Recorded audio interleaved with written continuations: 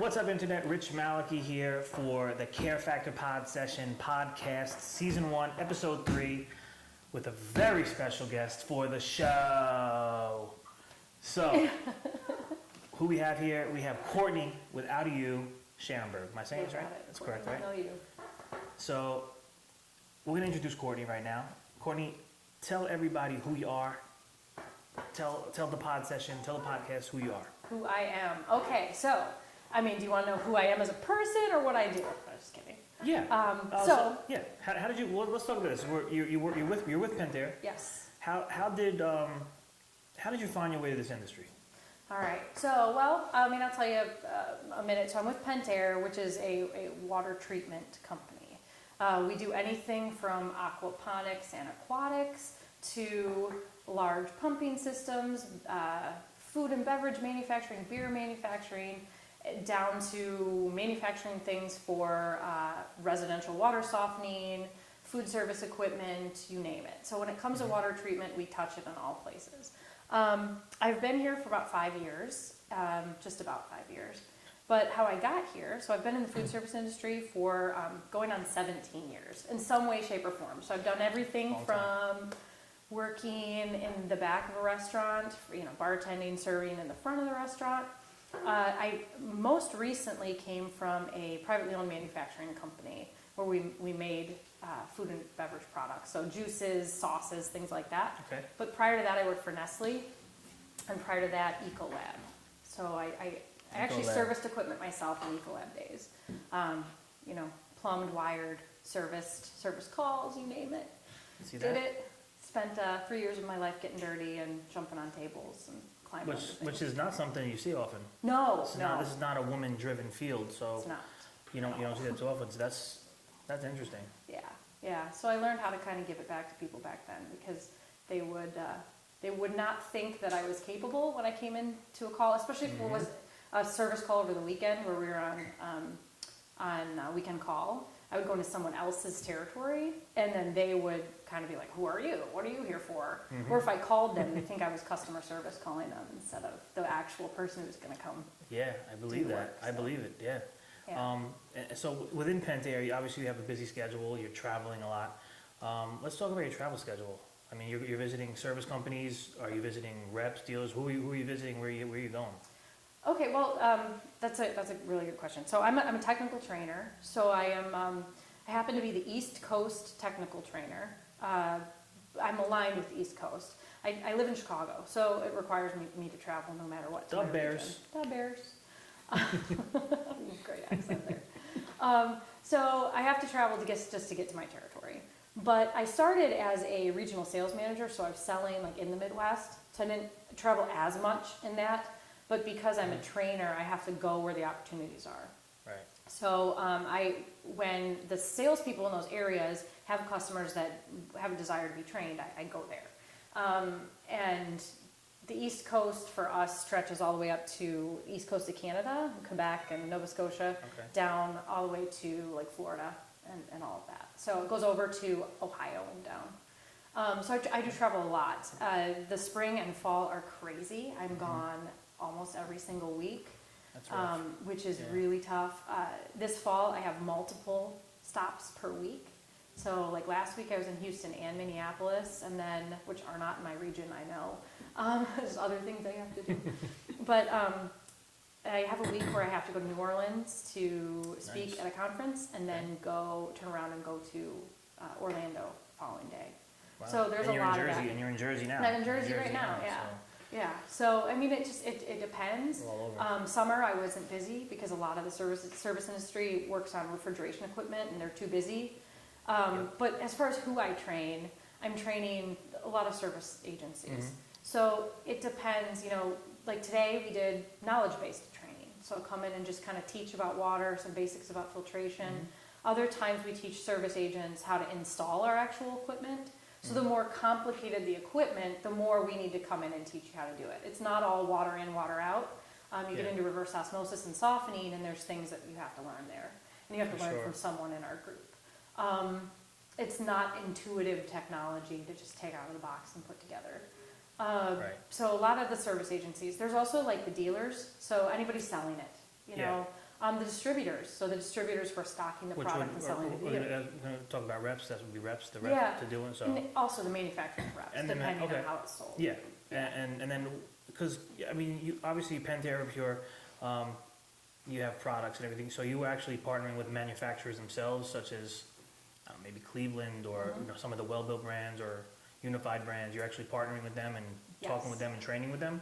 Yes, so we do some with the OEMs. Like now, like Coke and Pepsi would be an OEM for us because they're taking our SureFlow products and actually like putting them into their equipment or requiring it to be part of their like boosting system for boosting pressure for fountain beverage. We also work with a lot of other manufacturers where they may be using our filtration when they sell that piece of equipment. They may say, hey, you buy this equipment, you use this Pentair filter. But they may also be putting our stuff inside of their equipment. So not just like Coke and Pepsi, but they may be making coffee brewers or they may be the ones who are actually making the Coke and Pepsi equipment, and they're putting some certain types of pieces and parts inside that we Okay. manufacture. So we do a little bit of that, pressure regulators, pressure reducers, Okay, things like that. interesting. So part of our audience is going to be the end user. So if you were talking to like the kitchen managers or restaurant owners now, what are some of the things that they could maybe we could just tell them about the key elements that are going to be found in water, that are the components or that are actually hurting their equipment? Right. What's deadly to their equipment and what they can do? Right. So the biggest issue, we drink water, right? And we're like, oh, this is pure and it's great and it's clear and it tastes wonderful. My water's great. Or I've got great water because I turn on the faucet and it tastes all right. It's not bad water. Well, when you change the temperature of that water, whether you're making it colder to make ice or you're heating it to create steam, you're changing the properties of that water, and that water is going to affect your equipment based on what you're doing with it, right? So the water that's delivered to your building is what we all have to work with. That's it. Yeah. Right? So the government may say that water delivered to your building is safe to drink, but it doesn't mean that when it's heated to 260 degrees that it's not going to eat away at your combi oven. So the way we categorize things in this industry from water treatment is we're not doing rocket science. We're trying to prevent issues with your equipment. So we want equipment protection. We want your equipment to get through its full warranty life cycle without falling apart. At least through its warranty, right? Right. Agreed. And hopefully protect the life even longer, if really maintained properly. Sure. And then product quality. We want to deliver a good quality product, whether it's Coke and Pepsi or coffee, tea, drinking water, ice. We want that stuff to look good, taste good, smell good. Yeah, I mean, it affects the taste greatly if you're not doing this stuff. Yeah, I mean, everybody knows Starbucks, right? You know, you can walk into Starbucks here in Jersey, and it's going to taste the same as if you walk to Starbucks in Timbuktu, in the middle, on the other side of the world. You know, like that definitely makes a difference, and that's because Starbucks has taken an interest in their brand, and the taste of their coffee is their brand. For sure. You know, McDonald's, their Coke, people know it to say, they know that McDonald's has good Coke, a good Diet Coke. Yeah. That's because they It's manage their water treatment.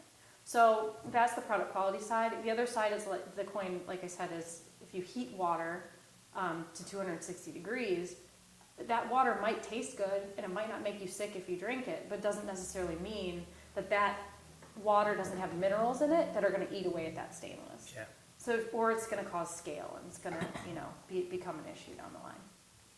Yeah, and to that effect about with the taste and everything, water quality tests. I know as a service company we're doing more of those. Even manufacturers are starting to require them before we do installations. Yes. So what actually do you know? I would like to know what goes into a water quality test Okay. when we send it back to you guys. Well, first of all, one of the reasons that the manufacturers are requiring it, so they have specifications, and a big change in these last 5, I mean, you could say 10 years, but definitely 5 years. The manufacturers they've had to pay out warranty costs for a long time. They used to recommend a piece of filtration equipment with their equipment. So you buy my piece of equipment. If you buy this filter, I'll give you an extended warranty.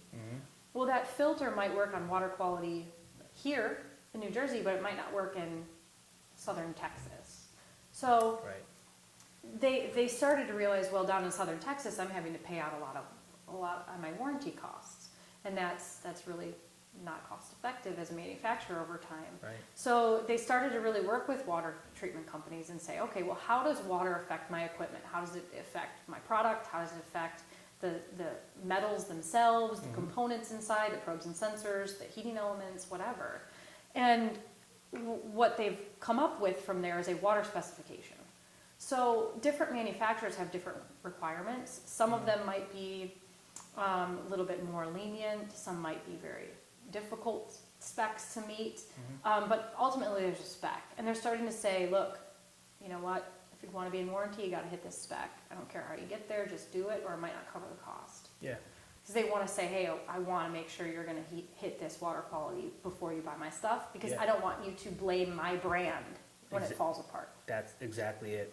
Yeah, I mean, because like, you know, and I overheard you speaking before, you know, talking about it. You're going to look at the equipment. Right. You're not thinking water. Right. So you're thinking equipment, you're thinking whoever sold it to you, and then maybe the service company that's there. We're all going to be to blame, when in fact, It's the water. It's the water. It's the water. We've seen a lot of situations where there were customers that spent thousands of dollars sending their stainless out to metallurgists to prove that no, we aren't using a lesser grade stainless steel, because that's what people think about. They're like, oh, especially if they see corrosion and rust, they're like, oh, well, you must be using some cheap stainless out of China. Well, they might have maybe 304 stainless, might not be 316, but ultimately, that's a water issue when you see corrosion. That's not a metal issue. It's not an integrity. All that scale issue. buildup and the lime and Right, that's all water. Yeah. So scale and corrosion, slime and ice machines, things like that, that's all water related. But with water testing, all that really is required is you buy a kit, or you get a kit from your service agent or your dealer. They can be provided by us. And it's just a water bottle with a form. You put your water sample in the bottle, fill out the form. It goes out, in the case of the tests that we do at Pentair, is they go out to a third party. And it's not like in-house, we're not doing it. And then when we get the form back, we can analyze it with you. Yeah. So we're not just looking at hardness. I mean, people are familiar with hardness. So my water is 10 grains hard. We're looking at a lot more than that. We're looking at all those dissolved minerals in the water. Calcium, magnesium, iron, sodium, potassium, bicarbonates, carbonates, chlorides, nitrates, sulfates, you name it. We look at it. Oh. So really what it looks like, what it looks like to us is like we look at all of that, and depending on the application, so depending on if we're making coffee, is that a coffee brewer, is that espresso, is that steam, is that ice, depending on what that piece of equipment is, which we call an application. Yes. Depending on that is what we're looking at in that water.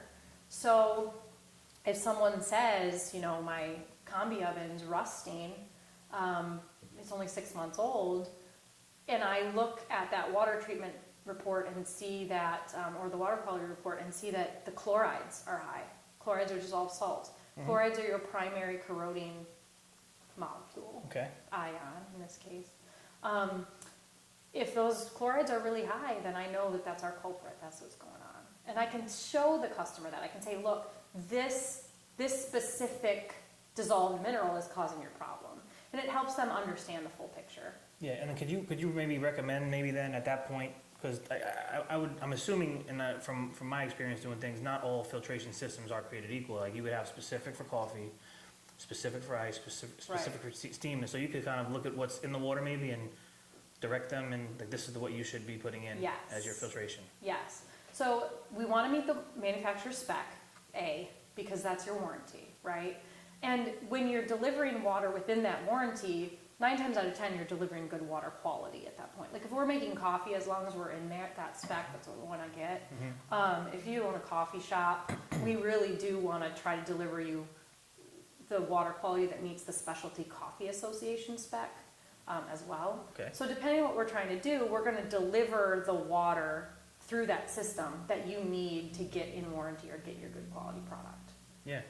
You may be recommended a more expensive solution, like a reverse osmosis or Right. something. But ultimately, we're not gonna recommend reverse osmosis if you don't actually need reverse osmosis. Yeah, I mean, it's overkill, right? I mean, Right. you want to just give exactly what really is needed. Exactly. Yeah. And the flow rates and the capacities needed for that equipment. We're not gonna oversize it just because. Yeah. I mean, yeah, sure, can we all make a 50,000 gallon capacity filter? Sure, but are you gonna put that on a coffee brewer? No. No, No. because it's gonna get all gross before Yeah. you would go through it anyway. Yeah. So, yeah, For sure. right sizing is key. Yeah, because at the end of the day, it's all about increasing the life expectancy. You know, you want to get, you know, you're investing so much in this equipment. And, you know, I see horror stories as a service company. I don't, it's hard. That's one of the reasons that I'm happy to do this, because I want to let people know about the importance of the water quality. Don't put it to the back burner. No. Once you get your equipment, it should go on. And it's the primary ingredient in everything we're talking about. I mean, if it comes down to coffee, coffee's 98% water. You know, fountain equipment can be anywhere from 85 to even more % water. Yeah. Ice is 100% water. Steam. How are you cooking the food in there? Yeah. Obviously, there's electric or there's gas, but your ingredient, other than the food you put in, is water.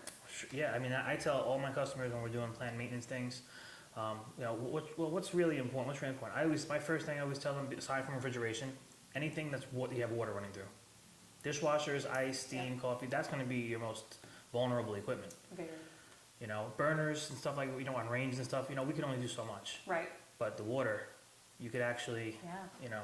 Even like banquet steam tables. I mean, a lot of people don't think about the water they're putting in the steam rots. table. Yeah. Yeah, it'll eat away in those troughs, you know. And Oh yeah, we're that's- changing steam tables out and wells and things all the Kettles. time. Kettles. kettles. You think about the water that, I mean, what do you make in a kettle? Soup, chili, things. You're putting water in there. You want good quality water that's not going to taste like chlorine or not going to give you, you know, screw up your sauce, your pizza sauce. Mhm. You know, like That's the other thing. Yeah, you want to make that taste. You know, we want the customer to come back. I mean, who wants to, you know, have that nasty water running through thing affecting your food? I Yeah, mean, yeah, exactly. Yeah. I mean, this tidbit of information, but when I was growing up, my dad, we had really nasty water where I grew up, so my parents put in like bottled water for our drinking water.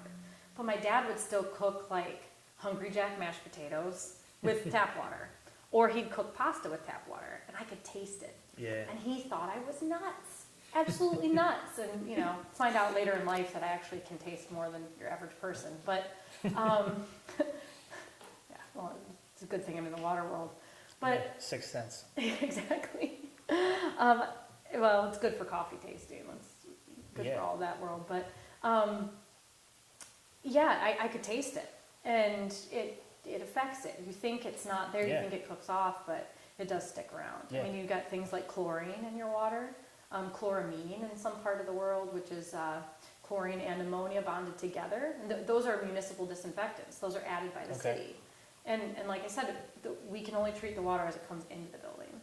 So we at least want to take out that disinfectant that makes a bad taste. Yeah, and then on top of that, you don't want to get anybody sick. No? Oh, God. You know, definitely because not. I know from just personal, it doesn't matter what place I go to. Like I will never eat the ice anymore out of my cups. I just don't do it because I've seen too many Too things. many ice boogers. Yeah, I mean, there's stuff. I mean, stop chewing ice, Ugh. people. I don't know. You know, but you can get somebody sick. Yeah. Oh, yeah, you definitely can. So yeah. So anyway, talking about ice boogers, but with that, horror stories. You Horror had to see horror stories somewhere. Oh, yeah. I mean, we've all seen a nasty dish machine, right? Oh yeah. Well, I mean, when it comes to improperly treated water for equipment, I mean, really the stuff that's so susceptible to it is your hot equipment. Mhm. The hotter it heats water, the more susceptible it is. So steam combi ovens, proofers, things like that, those are really, really sensitive. You're heating water way beyond boiling point at that point. So down in Texas, we've seen combi ovens rot out, literally just rust to the point of things falling apart and crumbling in 3 to 4 months. Yeah. So you spend, what kind of money do you spend on that stuff? Anywhere from It could be up to 40,000. Yeah, 40,000. 40,000. I Depending mean, on. that's I mean, like That's like taking a BMW and dumping acid on it. Yeah. That's That's what exactly you're right. doing in this situation. No one's gonna just leave their BMW out in acid rain for 3 months. And that's what you're doing in a combi oven. So it's really important to protect that investment and to pay attention to the fact that, yeah, okay, you just spent all this money on this. What's a $1,200 RO system when you've paid $40,000? Exactly. It's going to protect it. I mean, listen, I talk to people all the time. Like, we go to the doctors for checkups. We go to take our cars to get serviced. You just invested massive amounts of money in this equipment. And like you said, like, we're going to just pour acid all over it? We're going to leave it out in the rain? Like, it mind boggles me sometimes, the thought process. Because I think a lot of times, I think people, unfortunately, are being sold a dollar and a dream with equipment. Yes. And they think, oh, it does self-cleaning, it does this. Mm-hmm.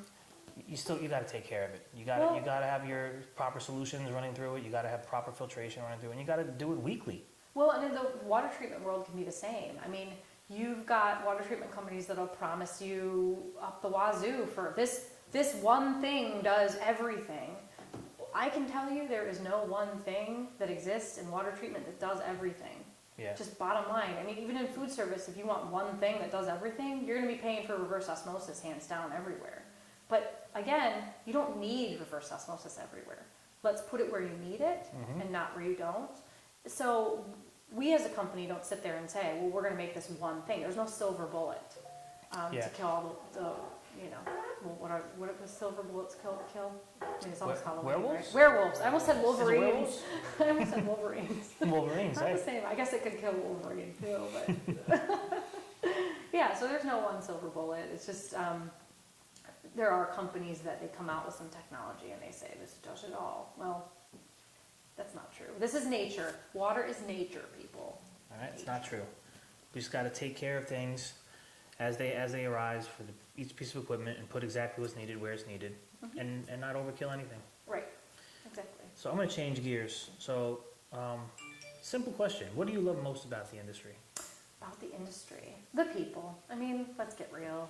That's food that's service what I always people say as a too. whole. Yeah, food service people. There's a lot of good people. There are a lot of good. There's a lot of good people, Angel. Yeah, there are. I mean, it's an interesting world. If you've ever worked in a restaurant, there's things that people get away with in restaurants they'd never get away with in a corporate office. But that environment is that casual environment. It's an enjoyable environment, good group of people. Yes, I work for a corporation, but still, when I get out in the field, it's like, we get good relationships. I mean, we've built a relationship. I think over the Yeah, last several yeah. years. I mean, it's cool. There's groups that exist that you can become part of and get to know people, and just obviously the traveling and seeing the same faces a lot is great. But I mean, as far as my industry, I love water. I mean, drink it, right? But Hey, no, I mean, I love water. life. The water industry, the coffee industry, to me, it's so interesting. Like, I guess the little chemistry nerd in me gets triggered And each time, it's but I kinda really cool, enjoy it. Cool to get to teach people because it's interesting. I think it's interesting to anybody just to learn a little bit about what's going on with water. I mean, it's everywhere. I mean, And it's there's a lot in the news these days. There's lead issues. And Flint, Michigan, you know what happened there. I know. And this is real stuff. We do take it for granted in this country because we can turn on our tap and be safe. I just watched something on. Yeah. We will. I'm talking about like taking it for granted. I just saw something in Australia. Something's going on, like not in Sydney area, but I think somewhere further south or something, where this woman can't feed her cattle. They can't. There's just a massive drought, and these cattle are dying. People are. And we have it's plentiful. So that I feel like we do take a lot of that for granted. We take it for granted. I mean, the Safe Drinking Water Act is only guaranteeing that we don't die from our water. I mean, if any government people watch this, they might say I'm being a little bit too harsh there. They might get us on that one. But really, ultimately, that's what it's there for. It's there to keep us safe, and that doesn't exist in other countries. I mean, I got sick in Cuba last year. Me and my friends all got sick. That was not a fun process, Got to have a stool sample when you get back to see what's wrong. Nobody wants to do that. But when I was out in Bali this year, this summer, and you can't drink the water there either. And then they're like, okay, well, you can shower in it, just don't open your mouth and guzzle a bunch of water. I mean, Yeah. and that's a bacterial thing, right? So in the US, the stuff that causes immediate disease, cholera, dysentery, typhoid, all those things that people used to die from a long time ago, we don't die from anymore here. No. Which is great, it's wonderful. But those are all bacteria-driven type things, and you go to somewhere like Bali where they don't treat their water with disinfectant, you know, they have a lot more of those things in their This is water, E. making me nervous. coli and bacteria and stuff, yeah. This is making me nervous for Tokyo, man. Yeah, don't drink the water when you travel in I'm- general. Your tummy's no. not used to it, even if it is safe. I won't drink it. Drink bottled water. I'll just drink vodka and beer. Vodka and beer, that'll do it. And Gatorade. Vodka without ice. But what was the Yeah. other part of the Well, question? you wanted to talk about touch on Flint. Flint. What do we want to Okay. talk on Flint? So Flint, again, government people probably maybe get on to us on this one, but That's all right. I got you back. so Flint, Michigan, it was a case of switching water supply from the lake to the Flint River. So they went from, you know, pulling from the Great Lakes and buying from Detroit and said, oh, we'll save money, we don't have to purchase the water from Detroit. Switch to the Flint River. The difference there is the water quality was different. It wasn't necessarily better or worse from the river to the lake, but it was different. So the river was more acidic. So what happened over time, if the city didn't put in buffering agents to buffer the acidity of the water, what happened was the Flint River water started to eat away at the scale in the pipes. So there was scale buildup over time, sediment, layers of silt and things over the years. Yeah. Well, that more acidic water starts to eat away at that, and then after it eats away at that, it eats away at the pipes. And anywhere that there was galvanized pipe in the distribution system, whether like lines to people's homes or, I don't think it was the actual distribution system of the city. I think it was more like to certain businesses or certain homes in the older areas. That's galvanized. And when you eat away at galvanized pipe, you're leaching heavy metals, leads, and all kinds of other things too. Lead was really the big one. So what was scary about Flint is the lead levels were multiple times the EPA limits for safety. So even if in those situations, if you were to put on a lead filter, whether it's ours or someone else's, a actual lead filter only removes, I think it's like 90% of lead. So it reduces by 90%. So if you're already way too high outside of the legal limits, you're still not reducing it through a filter down low enough to be safe. But it was like pockets of the city. Some places were good, some were way out, some were okay. And that's just because of whatever their distribution system was to that area or that home or that business. Yeah. So switching back the water supply is one thing, but that they now have to replace all these distribution lines, and that's what's costly. But really, it was more of a water chemistry issue that caused the problem to begin with. And I won't say anything about the legalities of that either, since We don't want to we do don't that. we don't want that. We don't want any beef. No. No beef, Angel. All right. Otherwise, we'll have to cook it. All right. So yeah. So another switch back to the industry and the travel and everything.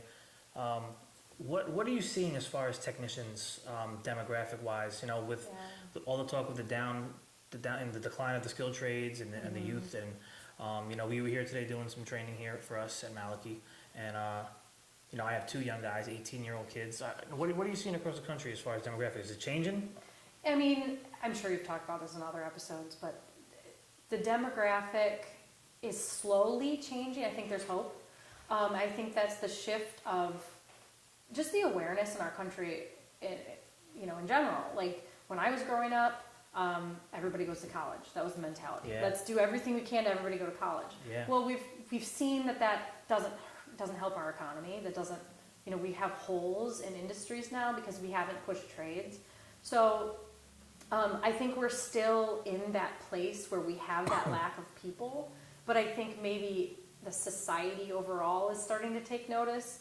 I mean, you found your guys because the school started to say that, hey, let's have something for these people who might not go to college. Yeah. So there's a shift back to that, and I think that's really good. I think the industry is yet to see that turnover, is yet to really have that happen. Yeah. I know that there's some guys across the country with companies that have had some success recruiting, but I think that's just going to take time. I think the industry has to change overall, but definitely still very middle-aged, white, male dominated. I mean, just in general, the food service industry, as far as equipment and things go too. Yeah. But from for a sure. service perspective, very much. For I mean, sure. I go to train a class, and there's definitely people who are like, "What's she going to teach me?" You know. So Yeah. Yeah. slowly changing. Yeah. I mean, even for our own company here, you know, small business, you know, the bulk of our guys, I would say, are probably 40 and up.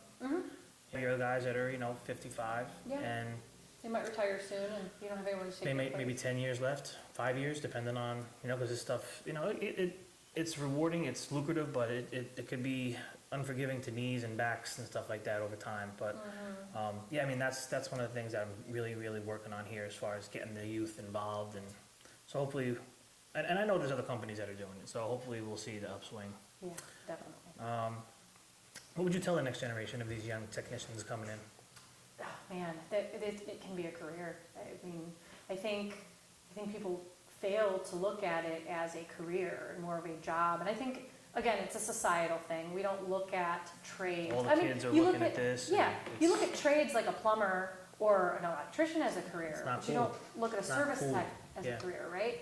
But the opportunities are profound. There's so many opportunities here, and guys make really good money, and you can provide really well for your family. Oh my God. You Without know, a doubt. I tell people this all the time, you know, over the next several years, maybe 5 to 10 years, you know, this is gonna be like one of those 6-figure jobs where you're gonna be able to demand it because it's just needed.